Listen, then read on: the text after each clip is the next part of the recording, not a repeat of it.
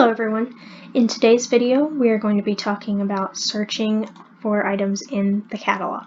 So let's get started.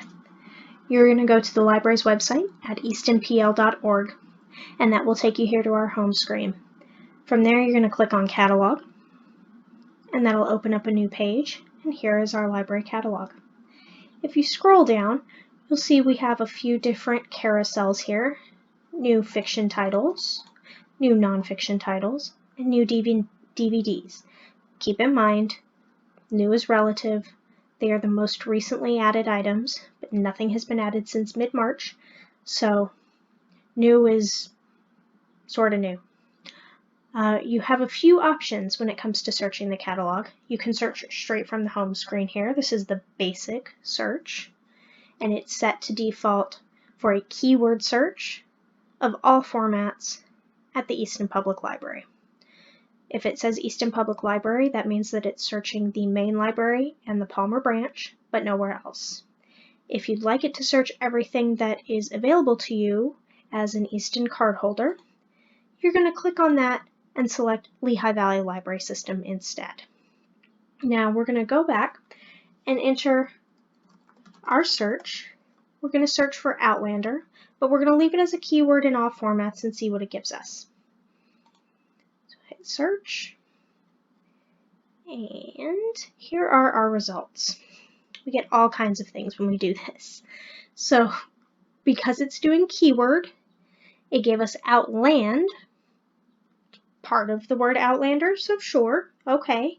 Gave us the CD book of Outlander, a movie entitled Outlander, a regular print book, a bunch of DVDs of the TV series, and even a CD music recording of Season 2's soundtrack. That's all just on the first page. There are 52 total results on 6 pages for that. So I'm guessing if you did this search, this is not quite what you wanted. You probably were looking for something more specific. Maybe you're looking for the DVD. Maybe you're looking for the TV series. So we're going to go to all formats and we're going to select DVD instead and click search again. And now it's going to give us everything that's a DVD. Notice the first thing that comes up is still that movie. We're going to click on it and see what it actually is. So this movie has a bunch of people I've never heard of in it. This movie, if you're looking for the 18th century Highlander, Jamie Fraser, and his Lady Love Claire, this isn't what you're looking for. Make sure that if you're using our catalog to search for items and place them on hold, that you are putting the things that you actually want on hold. So take a second look at this picture. The pictures aren't always 100% accurate, so look at the rest of the information too. Don't always just judge on the picture, but take a look at that picture. That doesn't look like the Scottish Highlands or colonial America or anything like that to me. So that already is making me think, this isn't what I was looking for. But then take a look down, you've got a summary. Summary about this one is: a futuristic soldier crash lands on Earth. Okay, well, that's not what we were looking for. That's great. So we're going to go ahead and go back. We know we don't want that first one. Now we can look and see what else is available. We've got Season 2, Season 4, Season 3. Season 1 is in 2 volumes. And then you get some other stuff down here. I don't know why The Lion King comes up. I'm sure there's a reason. But again, not quite what you're looking for there. Maybe you're looking for Season 4. So let's click on Season 4. Now it's going to show us, that looks more like Jamie and Claire. It's going to show us what libraries own it, where it's shelved, and what its status is. Where it's shelved is really important because if it's new, then it's not going to be able to be shared from another library. So Bethlehem's Southside branch owns a copy of this DVD, but it's still considered new.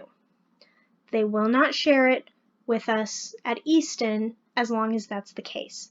The same way if ours was new, we would not share it with them until it's no longer new. So there's only one showing available right now, but it's new. So it's not going to be sent over if you place it on hold. You'll have to wait for one of the not new ones to come in. There's something to be aware of. So that's basically how you're going to search using the basic search function there.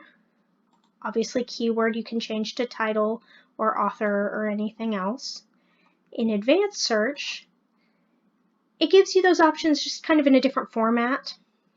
It gives you the option to do a keyword search, a title search, an author search, but combining them. So you could do title, Outlander, author, Gabaldon, and then search that way, and it's going to be a little bit more specific. So there you go, we got rid of that movie. That was not what we wanted. And now we have different versions of some of the things. Now, keep in mind, if you get too specific in the catalog, then it weeds out things that maybe you didn't want it to. So sometimes you can be too specific. This is actually a good example of that, because if you look up here, it says that you have 8 results. And there's 8 books in that series, so something like that. So obviously it's not catching everything that the library actually owns by Diana Gabaldon. Part of that is because you used Outlander, and Outlander is the title of the first book, so it's finding things that only have Outlander in the title. If you meant the series Outlander instead, then title's not going to work for you. You're going to need to search by series, Outlander Gabaldon. So that's something that you can do here. You know, again, keep in mind, sometimes being too specific doesn't give you what you expected. The other thing to keep in mind, though, is that you have to be specific enough. It will not know what you mean if something is misspelled, or if one of the words isn't quite right. An example of that, I'll show you. Maybe you're looking for the book Little Fires Everywhere, but instead you put in Little Fires Anywhere. If you did that search on Google, Google will be like, oh, hey, did you mean this? And it would still give you the right thing. You'd still find the book, you'd find the TV series, all of that. Our system doesn't work that way. Our system searches for whatever you enter. It doesn't guess that you meant something else. Sometimes it's great that Google does that, sometimes it's not. But in this case, if you did search for Little Fires Anywhere and you got no results like we're getting here, that might be a time to go out to Google and figure out what's the right title here. What did I do wrong? So here, we're going to switch it to Everywhere and see what it gives us instead. There we go. Now we have the book Little Fires Everywhere by Celeste Ng, and we have it in 3 formats. We've got it in a regular print book, we've got it in a large print book, and we have it in a CD book. And it'll tell you here if Easton owns it, if it's available in the Lehigh Valley system, all of that jazz. So now we're going to move on to another option here. Advanced search. There's a lot available in advanced search. You've got what we've been using here, but then you've also got these other 2 tabs, numeric search and expert search. We're not going to go into expert search. That's really more of a staff function. It's not something that patrons really need. And numeric search, most of the time I would say that that's not going to be super helpful for you.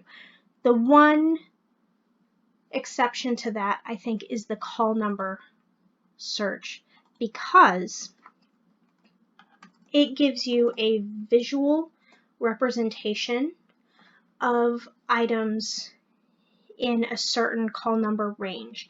So all of our fiction, the call numbers are actually the author's last names. So I put in Grisham, and it's going to give me a couple of things that come before Grisham, which in this case is James Grippando. I'm not sure how you say his last name. And then you start to get all of the items written by John Grisham.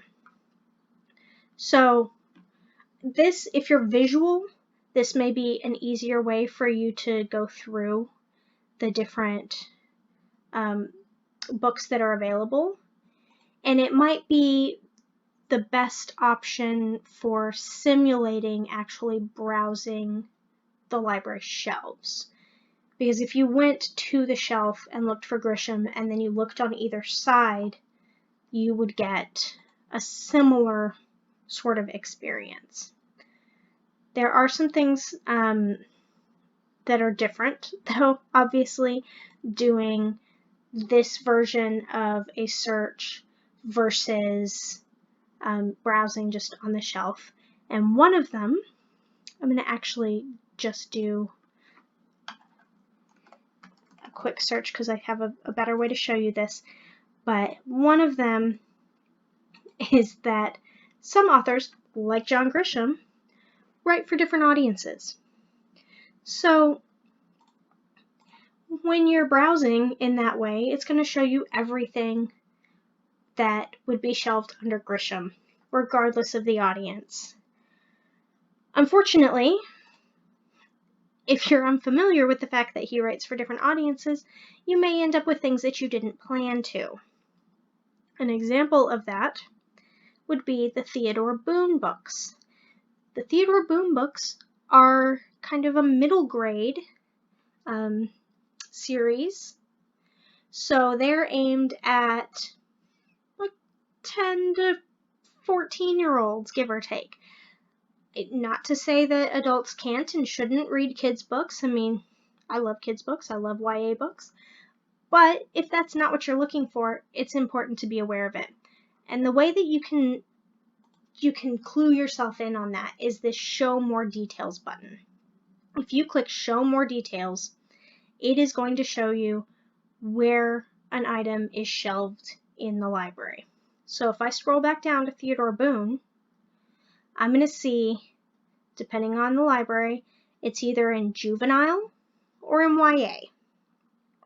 So that's a pretty big indicator right there that it is not the adult John Grisham book that I'm looking for. I've had patrons come into the library and they had searched the catalog and went, I've never read the Theodore Boone books. I want to start that series, because they'd read everything else that John Grisham had written. And I totally get it. But then when I said, okay, well, that's going to be over in the children's room, they were like, well, I'm not reading that. You know, I get where they're coming from. But at the same time, give it a shot. Who knows? Maybe you'll really like it. But if that's not what you're looking for, this is how you're going to know. Okay, so there is one more option here up at the top, browse the catalog. You would think that browse the catalog would be the best way to browse the catalog, but we'll keep with John Grisham here a minute longer. Do a browse for authors starting with John Grisham. When we do that, this is what comes up. I don't find the results of this type of browsing function particularly helpful. It just gives you a list. And in this case, the one highlighted in the middle isn't even John Grisham, who's probably who you're looking for if you put in John Grisham. It's Christina Grish, because we were looking for authors starting with Grisham. So it's going to do authors starting with any of the things that are part of Grisham. So Grish, sure, okay, Christina Grish. But if you're looking for John Grisham, then you've got all these options down here that you can click through. Like I said, I don't find this as useful as doing the numeric search under advanced search and then browsing by call number, because those I can actually visually see the books. All the John Grisham stuff is right there together. All of these John Grishams are John Grisham. It's just that when the catalog record was created, they were entered in differently. So if you want to go this route, you absolutely can. It's not the one I would recommend. I would recommend either the basic search the catalog or an advanced search, depending on what you have in mind. But click on one of those, and it again gives you all of your results here. There are a bunch of limiting tags and stuff on the left-hand side here that you can click on. It can be helpful. I don't use these very much because I often find that they narrow things down more than I actually wanted. But they're there if you want to play with them. A couple of other quick things up top. You can limit to only available items. Excuse me. That way you're not seeing items that are checked out or lost or on hold for someone else or whatever. It's only going to show you the ones that think that they're available on the shelf. You can group formats and editions. I think that this is probably not as useful as using your format option up top and selecting the format that you're looking for. It will group all of your large prints together. So if you just want to know, well, what John Grisham books are available in large print, you could click on that and it will group them. But if you go up to all formats and you scroll down and click large print book and search, it's only going to give you the ones that are in large print instead of grouping them together but still showing everything. So not necessarily the best option. Now, see, when we did that, John Grisham was no longer there, so now it's just giving us all large print books. So that happens too.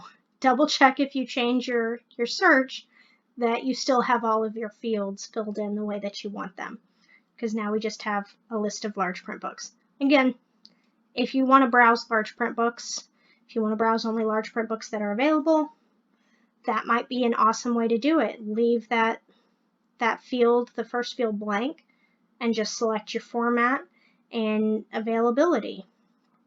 You could do it that way. So there's a bunch of different options.